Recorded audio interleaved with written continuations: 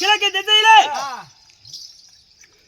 திசையிலே தேடி பார்க்கிற போது யார் ஒருவன்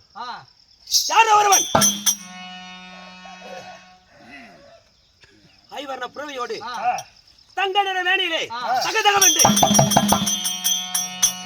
லைட்டெல்லாம் ஓய்வு அத்துவாங்க.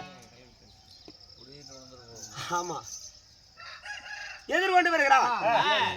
அப்படி என்றால் இவன் தான் நம்ம எதிரி. என்னைக்குமே நான் காரணம் ஆக மாட்டேன்.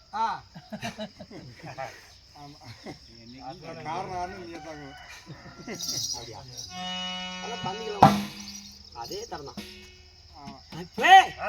கிழக்கு திசையில எதிரி என்று சொல்லவில்லை, பிறக்கவை என்று சொல்லவில்லை. எதிர்கொண்டு வருகிறான். கையில இருக்குமையா வணக்கிறான். இப்ப சங்காரம் செய்ய போகின்றேன்.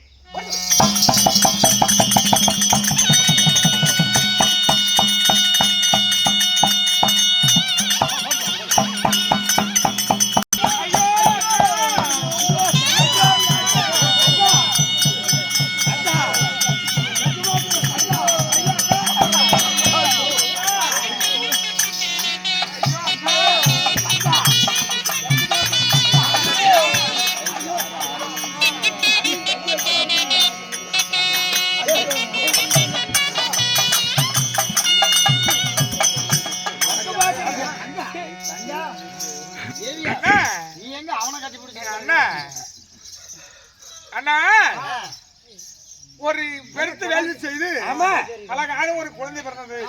அந்த குழந்தைக்கு நான் பேசும் கட்சி கொடுத்தோம். மூன்று திசையும் தேடி பார்த்தான்.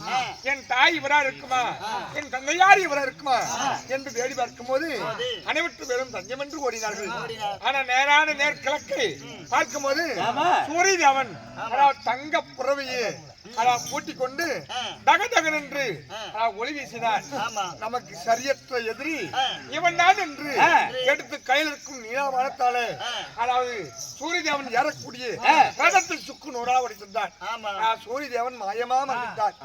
கண்கள் இருந்தது போல் உலகமே இருட்டாகிவிட்டது. இதுக்கு என்ன செய்வது?